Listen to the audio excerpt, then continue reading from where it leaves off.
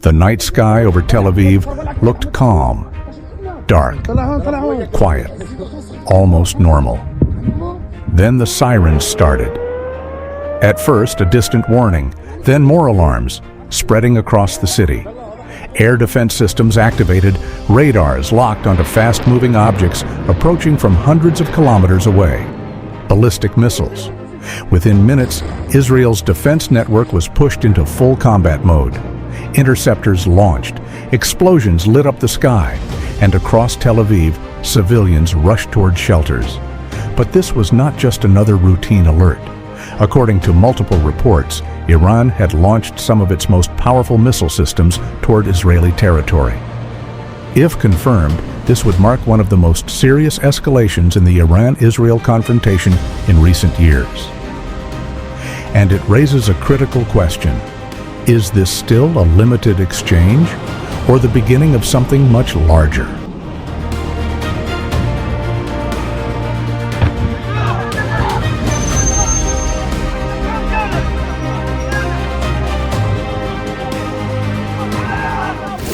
Across Israel, the sound of sirens is not unfamiliar, but nights like this are different.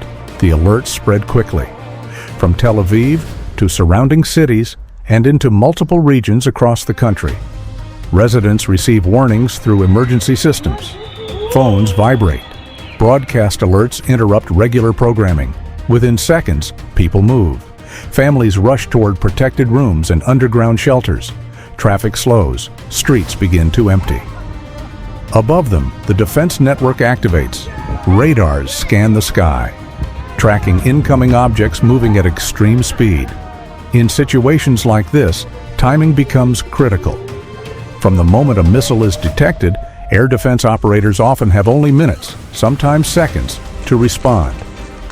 Interceptors are launched. Multiple layers of defense begin working simultaneously. The goal is simple: prevent incoming missiles from reaching populated areas. But when several projectiles arrive in a short time window, the challenge becomes far more complex. This is where modern missile warfare truly reveals its intensity. Because the battle is not only happening on the ground, it is happening high above the cities, in the dark sky over Israel. And the events of this night suggest that the confrontation between Iran and Israel may be entering another dangerous phase.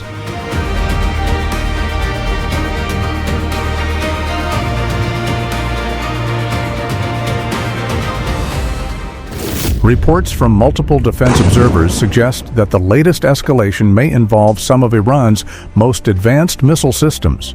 Over the past 2 decades, Iran has invested heavily in developing a large and diverse missile arsenal, not just in quantity, but also in range, speed, and maneuverability. One system frequently mentioned in military analysis is the Khorramshahr ballistic missile. This missile is believed to have a range of roughly 2,000 kilometers, far enough to reach Israeli territory if launched from inside Iran. It is also capable of carrying a heavy payload, making it one of the more powerful missiles in Iran's inventory. Another system that has drawn attention is the Sejil missile. Unlike older liquid-fueled systems, Sejil uses solid fuel, which allows for faster launch preparation and greater operational flexibility. But perhaps the most discussed system in recent years is Fateh. Iran describes it as a hypersonic missile designed to travel at extremely high speeds while performing maneuvering movements during flight. If such capabilities perform as claimed, they could potentially make interception more difficult for traditional missile defense systems. However, many of these capabilities are still debated among defense analysts. Exact performance data remains limited. What is clear, though, is that Iran's missile program has become one of the largest and most diverse in the Middle East. And in a conflict like this, missiles serve more than just a tactical purpose. They are also strategic signals, signals of capability, signals of deterrence, and signals of how far each side might be willing to go. Which brings us to the next critical question. How does Israel respond when missiles like these appear in its skies? The answer lies in one of the most advanced air defense systems ever built.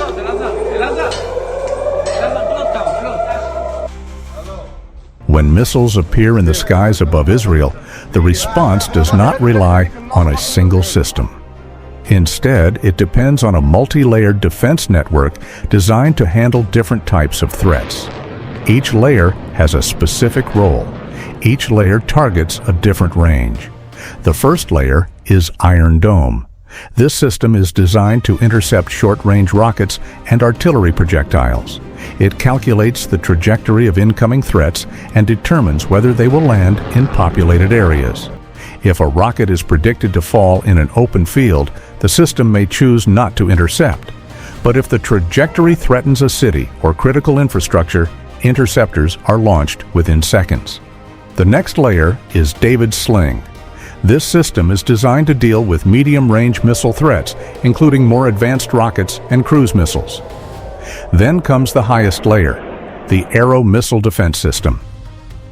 Arrow 2 and Arrow 3 are designed specifically to intercept long-range ballistic missiles, often at very high altitudes, sometimes even outside the atmosphere. When a missile launch is detected, these systems work together. Radar systems track the object. Command centers analyze the trajectory, and interceptors are launched to destroy the threat before it reaches its target. In many cases, these interceptions happen far above the cities below, but when attacks come in waves, the pressure on any defense network increases. Not because the technology fails, but because every system has limits. Limits of timing, limits of interceptor numbers, and limits of how many targets can be tracked at once. This is why missile warfare often becomes a battle of capacity and endurance, not just technology. And that leads to the next important question. What strategy might be behind these launches? Because missile strikes are rarely random, they are usually part of a much larger military calculation.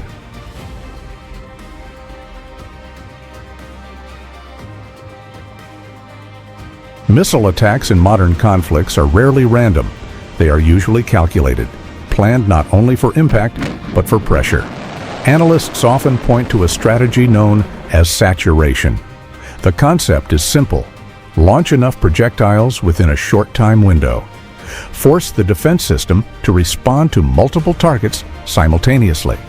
Because every defense network, no matter how advanced, operates with finite resources. Radars have tracking limits.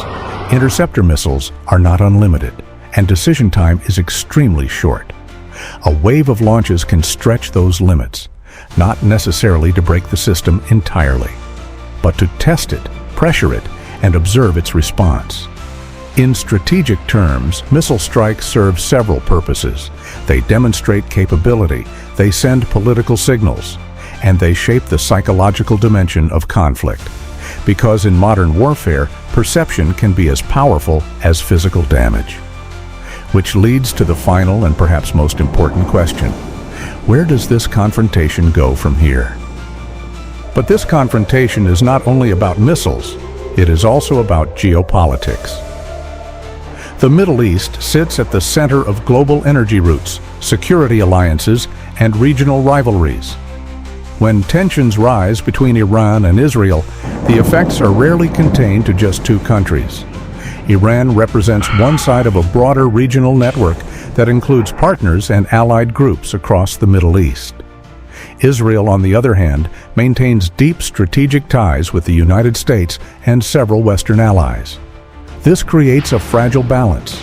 Every strike sends signals beyond the battlefield, signals to Washington, signals to regional actors, and signals to global powers watching closely from a distance. Because escalation here carries risks far beyond the immediate exchange of missiles. Energy markets react, diplomatic channels activate, military forces across the region increase their readiness. For now, the confrontation still appears limited. But in geopolitics, limits can change quickly, sometimes through deliberate decisions, sometimes through miscalculation, and that is why the situation remains under intense global observation. The question is no longer only about missiles. The real question is how far this escalation could go, and whether the region can absorb the pressure without sliding into a wider conflict.